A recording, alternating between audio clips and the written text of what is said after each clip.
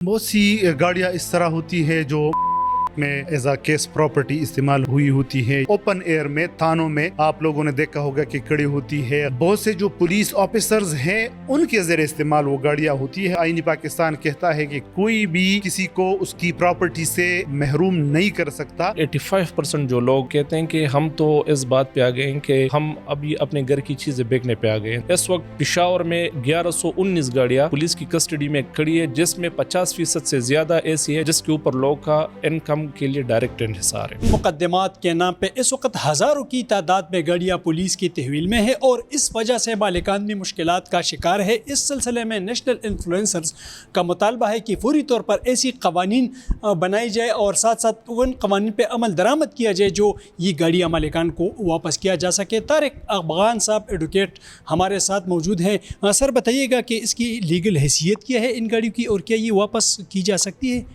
बहुत सी गाड़ियाँ इस तरह होती है जो में एज अ केस प्रॉपर्टी इस्तेमाल हुई होती है, या कत्ल मुकातले में जिसमें कत्ल हुए होते हैं, या में वो इस्तेमाल हुई होती है। तो जब वो मुकदमे में एज अ केस प्रॉपर्टी बन जाती है तो उसकी हैसियत तब्दील हो जाती है। और अगर फिर लोग अदालत में उसकी वापसी के लिए एप्लीकेशन दायर करते हैं तो उसमें मुख्तलिफ़ किस्म के जो हर्डल्स है वो क्रिएट हो जाते हैं। और वो ओपन एयर में थानों में आप लोगों ने देखा होगा कि खड़ी होती है, खस्ता हाल, उसकी कोई रखवाला नहीं होता। और या तो बहुत से जो पुलिस ऑफिसर्स हैं उनके ज़रिए इस्तेमाल वो गाड़ियाँ होती है, और असल मालिक जो है वो उसकी जो प्रॉपर्टी है वो उससे महरूम रहता है। और आईनी पाकिस्तान कहता है कि कोई भी किसी को उसकी प्रॉपर्टी से महरूम नहीं कर सकता।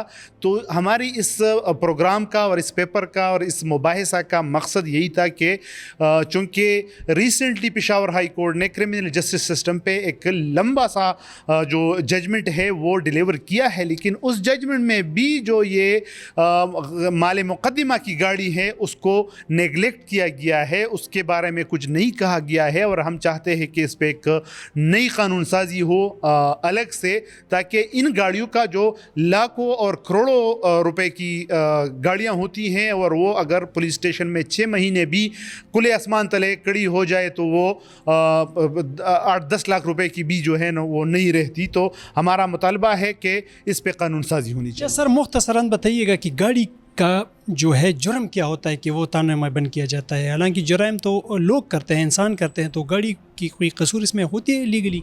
यही हम कहते हैं कि अगर कोई मुजरिम है और उसने जुर्म किया है तो उसकी गाड़ी की तो कोई जुर्म नहीं होती, लेकिन चूँकि कानून कहता है कि जो गाड़ियाँ जो चीज़ें क्राइम में इस्तेमाल हुई होती है तो उसकी कन्फिस्केशन बाज़ औक़ात जो है वो लाजमी होती है। लेकिन हम कहते हैं कि इसकी कैटेगराइजेशन होनी चाहिए कि कौन सी गाड़ी जो है वो कन्फिस्केट होगी और किस किस जुर्म में कन्फिस्केट होगी। लेकिन हमने देखा है कि फिटी नेचर की जो छोटे छोटे जराइम होते हैं, सिविल नेचर के जो जराइम होते हैं, उसमें भी गाड़ियाँ सालों साल जो है वो ताने में खुले आसमान तड़ी खड़ी हो जाती है और वो सड़ जाती है।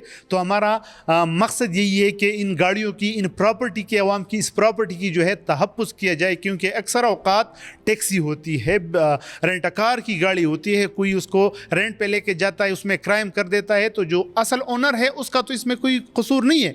तो अदालत को हर साइड पे देखना चाहिए, एडमिनिस्ट्रेशन को भी एक कानून बनाते वक्त हर साइड पे देखना चाहिए कि अगर अवाम की जो है वो उसमें फ़ायदा नहीं है तो ऐसे क़वानीन को तो अवाम की ज़रूरत नहीं है। जी बिल्कुल, यकीनन आपने गुफ्तगू सुन ली। तारिक अफगान एडवोकेट साहब की साथ हमारे यहाँ पे मौजूद है सुलेमान यूसुफजई साहब जो नेशनल इन्फ्लुएंसर्स के सरबराह भी हैं। सर बताइएगा कि मालिकान को कितना खसारा है इस वक्त इन गाड़ियों की जो पुलिस के साथ हिरासत में?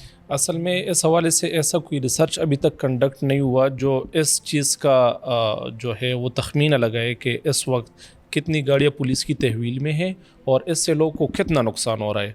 तो अभी हमने ये जो रिसेंटली स्टडी की है तो इसमें तो तकरीबन 85% जो लोग वो कर रहे हैं तो वो कहते हैं कि हम तो इस बात पे आ गए हैं कि मतलब हम अभी अपने घर की चीज़ें बेचने पे आ गए हैं ताकि अपने घर की वो ज़रूरियात पूरी कर सकते। इतना उनका इन्हिसार था अपने इस प्रॉपर्टी के ऊपर जो पुलिस की कस्टडी में आ गई है।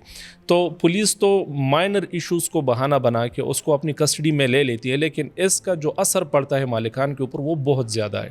ابھی فی الحال ہم یہ نہیں کہہ سکتے کہ کتنے ہیں، لیکن اس وقت پشاور میں 1119 گاڑیاں پولیس کی کسٹڈی میں کھڑی ہے، جس میں 50% سے زیادہ ایسی ہے جس کے اوپر لوگ کا انکم کے لیے ڈائریکٹ انحصار ہے. جی بالکل یقیناً نیشنل انفلوئنس کا یہی مطالبہ ہے کہ فوری طور پر ایسی قوانین بنائے جائیں کہ یہ جو حراست میں لی جاتی ہے گاڑیاں جرائم پیشہ افراد کے ساتھ، ان کو دوبارہ مالکان کے حوالے کیا جائے اور ان کو نقصان نہ پہنچایا جائے تاکہ مالکان کی پریشانی دور ہو سکے.